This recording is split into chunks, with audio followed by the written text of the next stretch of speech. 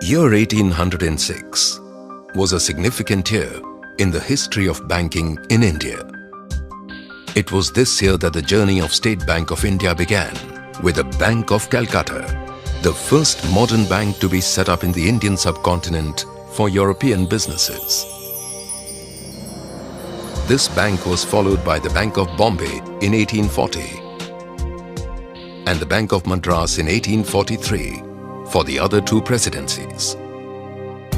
In 1921, the three presidency banks were merged to become the Imperial Bank of India, a bank synonymous with lofty banking traditions and high standards of integrity, serving some of the most illustrious Indians and the common man with unwavering integrity, passion and dedication.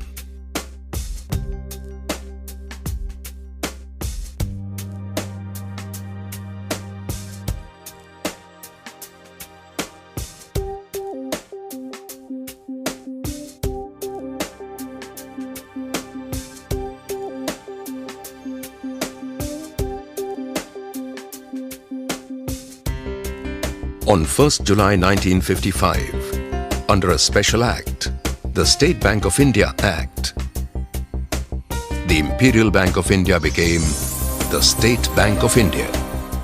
What used to be a purely commercial enterprise rededicated itself to being a national bank. To ensure that the bank moved in the right direction, Prime Minister Jawaharlal Nehru took the initiative of selecting the first central board and appointed a former finance minister, Dr. John Mathai, as the first chairman. On 1st October 1959, with the passing of the Subsidiary Banks Act, State Bank of Hyderabad became the first subsidiary of SBI, followed by the takeover of major state-associated banks as its subsidiaries.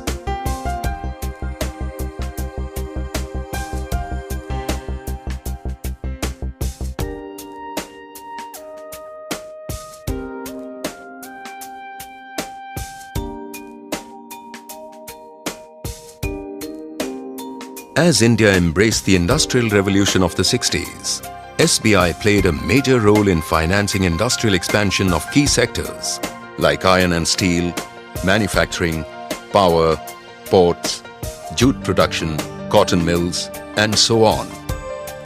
In the early 70s, the bank catalyzed the ongoing grain revolution by providing finance directly to cultivators, generating employment and creating self-sufficiency in food grains. To promote efficient, effective and low-cost delivery models, State Bank of India began sponsoring regional rural banks. Today the bank sponsors 18 RRBs in remote locations around India, answering the needs of small farmers, agricultural laborers, artisans and small entrepreneurs. In the early 90s, the bank became the first public sector bank to access the domestic and international capital markets, with a simultaneous bonds and rights cum public equity issue, catapulting SBI as one of the top 5 most valuable contributors to the economy, a position which it maintains till date. Followed by the first ever global depository receipt issue, issued by a commercial bank in 1996. By the year 2008, one of the world's largest co-banking solutions had been successfully implemented, linking up even far-flung places that were accessible only by foot or boat. The bank used technology as a great enabler in empowering customers to bank from anywhere, anytime, and introduced alternate banking channels to facilitate 24/7 banking across the globe for SBI, taking modern-day banking conveniences to the customer's fingertips. The bank was always for the development of industries as a major driver of progress and employment generation. It began to play a major role in financing industrial growth, production, exports, and market expansion. This activity was not just restricted to large industries, but percolated down to micro, small and medium enterprises. The father of our nation once remarked, "India lives in her villages." Over 70% of India's population lives in its far-flung villages. Over two-thirds of the bank's network is located in rural and semi-urban areas, helping villagers get into the organized banking fold. The bank's focus on rural India continues with the adoption of over 1 lakh unbanked villages. Empowered with mobile and biometric technology, the bank aims to reach organized banking to the doorsteps of every villager. The concept of using the microfinance channel to reach affordable credit to the rural poor through self-help groups continues to receive close attention from the bank. State Bank of India is backed by the unstinting dedication of over 2,15,000 banking professionals and support staff at all levels, propelling horizontal and vertical growth. To update and hone their skill sets and bring them on par with the highest standards, 4 national-level Apex training colleges and 54 learning centers are spread all over India.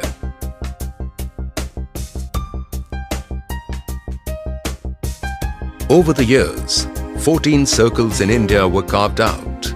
The local head offices located in different state capitals throughout the country ensure administrative convenience as well as cater to regional aspirations.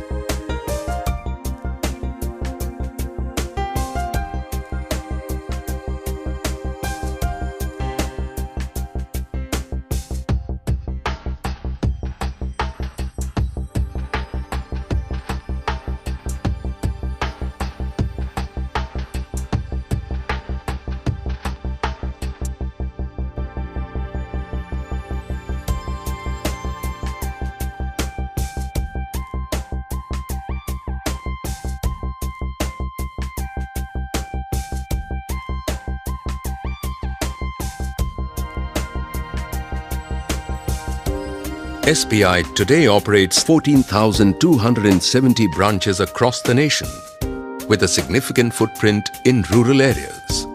The bank also has the largest ATM network of 27,286 group ATMs.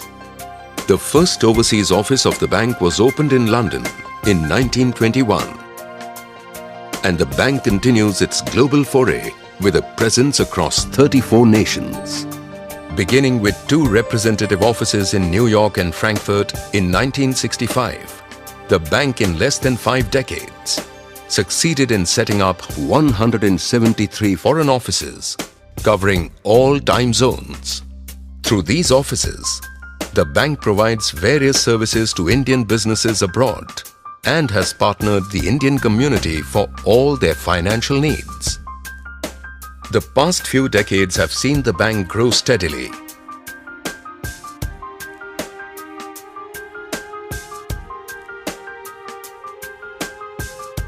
Currently, SBI is the single largest retail lender in India, providing affordable credit to the common man. The bank has been the largest provider of home loans, supporting over 20 lakh families to have their own home. State Bank of India has always been conscious of its responsibilities to the society. Under the banner of community service banking, the bank regularly touches various economic, environmental and welfare activities, focusing on social upliftment.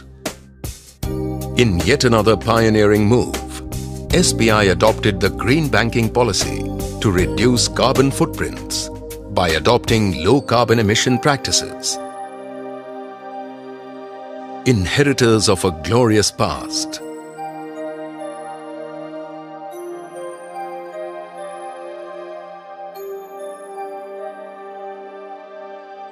living in a purposeful present.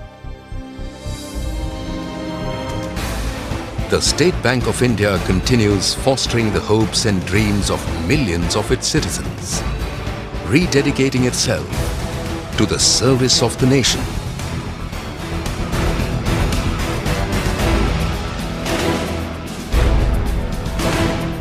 As the banker to every Indian.